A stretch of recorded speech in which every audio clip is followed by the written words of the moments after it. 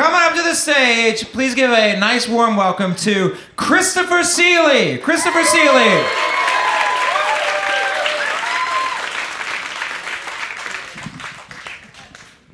I am 41 years old.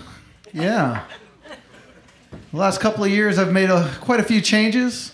Because 40 was one of those milestone birthdays where I started doing some self-evaluating of my life and looking at my life goals and realized I was messing up. I took a look at my life a few months before I turned 40 and I still had 3 roommates. That was not part of the original plan. Yeah. Here's the thing, if you have roommates in your 20s, that makes perfect sense, right? These are your friends, your buddies, you're going to spend time with these people anyway, right? All right, if you're in your 30s and you have roommates, there may have been a bad relationship somewhere along the way. Maybe you have some financial concerns. But if you still have roommates in your 40s, there is a name for that place. It is called a halfway house. Only these people were not trying to better themselves. They were very content with where they were in life. So I did what I thought was best. I kicked out all my roommates.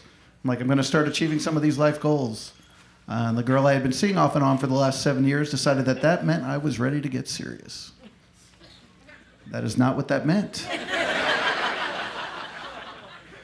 But she moved in with her 3 kids, and I have roommates again. Way shorter roommates who also do not do the dishes. They do eat the same amount of cereal, though. There is something so much cuter about a 5-year-old saying, "Chris, did you know they're making Fruit Loops with marshmallows now?" As opposed to a 40-year-old who just took a bong hit like, "Whoa, Chris, did you know they're making Fruit Loops with marshmallows now?"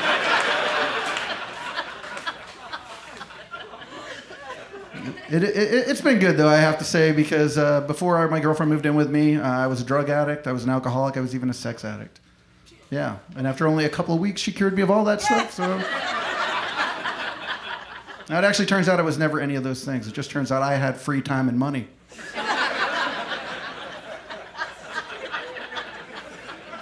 I don't have free time and money now. Things change when you live together, though. Sexting changes.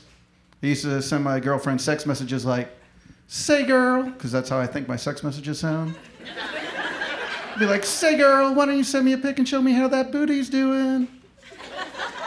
She would take a picture of herself in a tight pair of jeans and send it back to me. And now we live together. And I send that same sex message like, "Say girl, why don't you send a pic and show me how that booty's doing?" And she sends me back a picture of a box of Dulcolax. Yeah, the suppository. She's like, "Hey, can you pick this up for me on your way home from the store?" I did not need to know that's how that booty was doing. She absolutely hates that joke. She's like, "I do not like being the butt of your jokes." I got 3 kids in the house. I get a dad joke. It's fine. No, it's been good. I will say, though, that not only does she ask me to pick stuff up from the store, she sends me out a lot of times, and she'll be like, go get some groceries. And I don't mind. One thing I did put my foot down on, though, my girlfriend is a cigarette smoker. And I said, I don't mind picking up groceries, spending money on that kind of thing, but I'm not going to support your vice. Yeah, if you want me to go get cigarettes, you're going to have to at least give me the money for them.